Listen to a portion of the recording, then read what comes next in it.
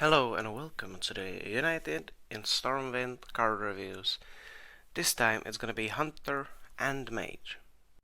The first card is a 0 mana Devouring Swarm, which is a very good tool for the Rat King Hunter, because you can copy your Rat Kings, which is very good.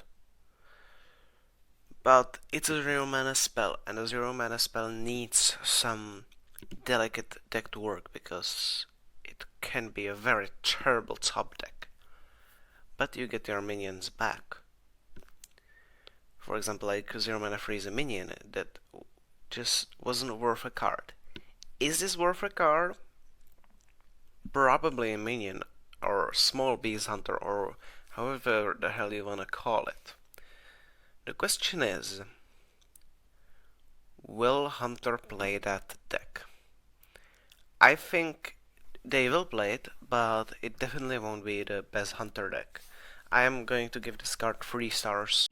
Leatherworking Kit is one of the worst weapons of the set. It's a 0/3 weapon.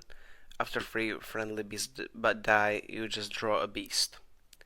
And I think that effect isn't good enough, because A, you have to play a lot of beasts, and B, just a reward of drawing a beast is not good enough. Maybe it's worth 1 mana, okay, you can get 3 mana value, but it's very, very delayed. And I think this just isn't worth it. 1 star. Aimed Shot is one of the top cards of the expansion. It's basically 3 mana, deal 5 damage if you're playing Phase Hunter. Which a lot of people are playing Phase Hunter, and this is a great tool in it, because it's basically more phase damage that they need to kill the opponent. Also, this is great in Quest Hunter, which is going to be another insane deck, and will be tough competition for Phase Hunter. This card gets 5 stars and earns them. Ramming Mount is an insane buff. Immune while attacking is a mechanic that has not been used very often, mainly for Critters, technically, and Ace Hunter Kareem. Ace Hunter Kareem is now seeing a little bit of play in Death Rattle Demon Hunter, but Hunter has never really utilized it.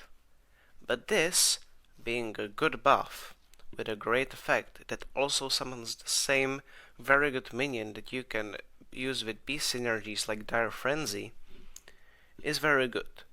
Too bad it doesn't play well with the quest, because you need to deal damage with spells, not buff your minions. But this card still gets 4 stars. Stormwind Piper is a card where if you basically attack with it once, which means it survives a turn, is worth it for 3 mana. The 1/6 stat line leaves a lot to be desired, but a lot to be desired is basically established by the effect. You will play this in Whiteboard Hunter or Small Beast Hunter or however the hell you wanna call it. And this card will be a very big part of that deck. Also, a pretty good synergy with the card we talked about, firstly the 0 mana spell.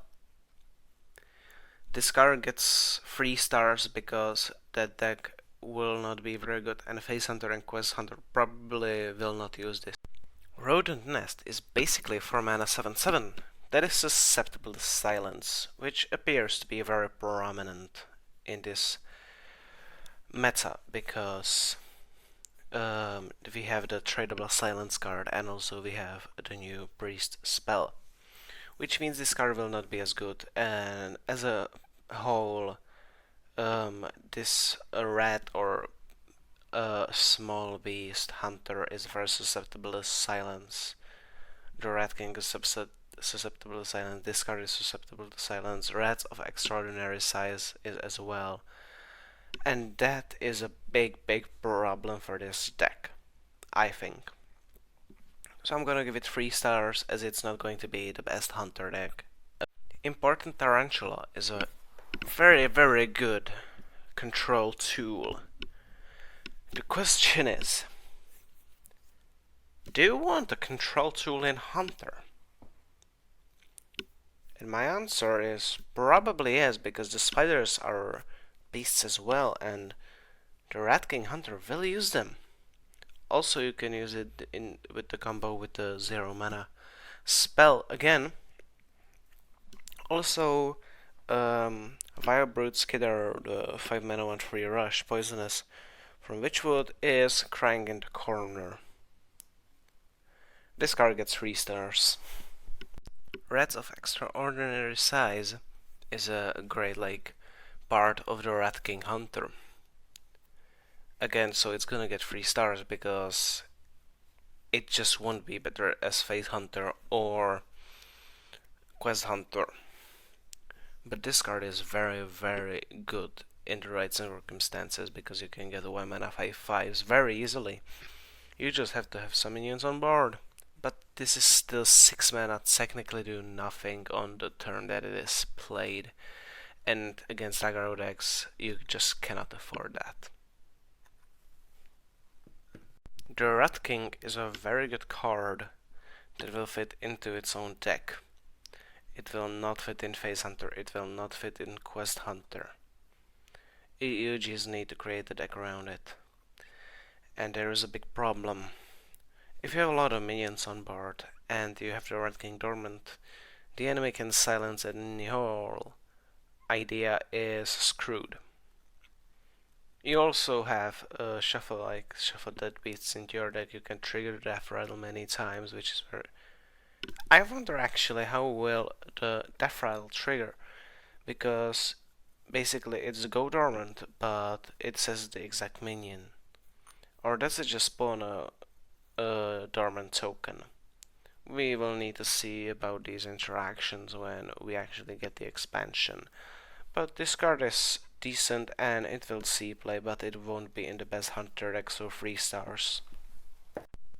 Razaku's Priest was in standard for about 1 expansion. It was from the Knights of the Frozen Throne until middle of Kobolds and Catacombs when Raza got nerfed. It's been one of the better decks in Wild ever since Raza has been unnerfed. Now we can get 1.5 years of it in Hunter, which is a pretty good spells that damage. You have Arcane Shot, you have On the Hunt, you have the new spell, you have many cards that can be easily used, and also in Wild you have Rapid Shot, which technically you can complete for basically 2 parts of the spell by turn 3. You can technically complete a spell by turn 3 as well, which is insane, but you have to have the perfect draw as well. And you get basically the Raza hero power, Razakus or Razanduin hero power, which is insane here. Basically, even the second reward is very good because you can always deal 2 damage, which can be useful in clearing out minions. And then you just go face and win. So this card gets 5 stars, it will be one of the best hunter decks, but it will get killed by Phase Hunter, which will be faster. But other more mid-rangey type decks are going to get destroyed by Quest. Elemental Evocation was a card that discounted your elements by 2. This card is only for fire spells, and it doesn't have anything like Mana Cyclone. You can get a 2 mana discount, but is it really worth a 0 mana card? In my opinion, no. But it will see some play with the fire spell mage. With Antonidas, someone will try and create it. It was going to be a burn deck, so I'm gonna give it 2 stars. I would rather give it 1 star, but I'm gonna give it 2 stars. First Flame is basically 1 mana, deal 2 damage, and draw not a good card, because you have Holy Smite, which is better. Now, I don't think Flame Mage will work, so this card gets instantly 2 stars or less. But I think this card is so bad just because you have better spells than Mage. Mage has so many spells, so many generators. You have Ruined Orb, which is technically 1 mana more, but you can target phase, and you get a Discovery or spell, which is almost always better than having a 2 damage to a minion. So I think this card deserves a 1 star. It's just that bad. Celestial Ink Set is a bad card, because you don't control which spell you discount. And I don't think there are many spells that Mage actually wants to really discount. Maybe you can say Mask of a Cthulhu as a finisher. But you really do not have many spells. You had a side quest, which was way better because you get a 6/6 minion, which is way better than a 5 mana discount. And this card is also susceptible to weapon removal, which I think will be prevalent thanks to the sets. And it's a tradable card, which means that you will just stack against it most of the time. This card gets 1 star. Ignite is a card that can go infinite. And when you have a card that can go infinite, you have to look at it closely and examine if it is good enough to use it as a fatigue tool. And this card really is. You play it once, you play a below average card. Then, onwards, you get a decent to insane card. Also, you have the new Elemental, 2 Sorcerer's Apprentices, this spell, and you have a whole deck of minions, and you win. This is a deck I really want to try, because if you get to turn 9 or you get the biscuits, you can go infinite very easily. This card gets 4 stars. Prestor's Pyromancer is basically just a little disc, better than River Crocolisk card. But I don't think it's still good enough. I don't think this Fire Mage will work at all. So I think this card gets a 1 star because at least the discount will be useful, for example, with Ignite as well. But this card won't. Fire Sale is a card that you can basically use in most decks, because you can just trade it away.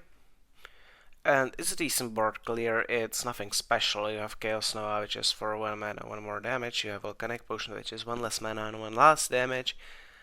Yeah, this is a perfectly okay card that will probably see play somewhat because of the amount of aggro decks that will exist in this meta. So 3 stars. Sanctum Chandler is a very good card. Basically, it's sometimes a better auctioneer and also a terrible card for Elemental Shaman to discover, which is pretty decent because it just destroys the elements of pool more, which is very good. This card can go infinite with Ignite, as I said before, and I love it for that, but it's not as good as Ignite. This card gets 3 stars. Clumsy Courier is an insane card.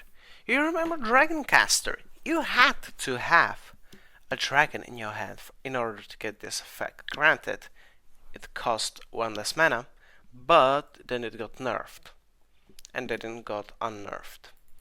This card is very good, but the problem is Mage doesn't have very many good spells, because you have to draw the spell and you have to draw the Clumsy Courier. Wouldn't you just be better off by playing Mask of Cthulhu by itself? You probably will be. This card gets Grand Magus Antonidas is a card that I think you can play around very, very easily.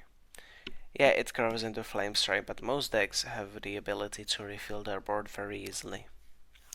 And that is, I think, the main problem of this, because you can track how many fire spells your opponent has played, and if you don't play a fire spell one turn, for example, you don't draw any, or for example, you just cannot use this because you will die, you cannot activate this and you have to wait 3 more turns.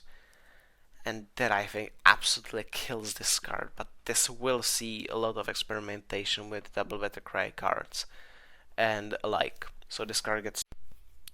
Mage's questline, Sorcerer's Gambit, is decent.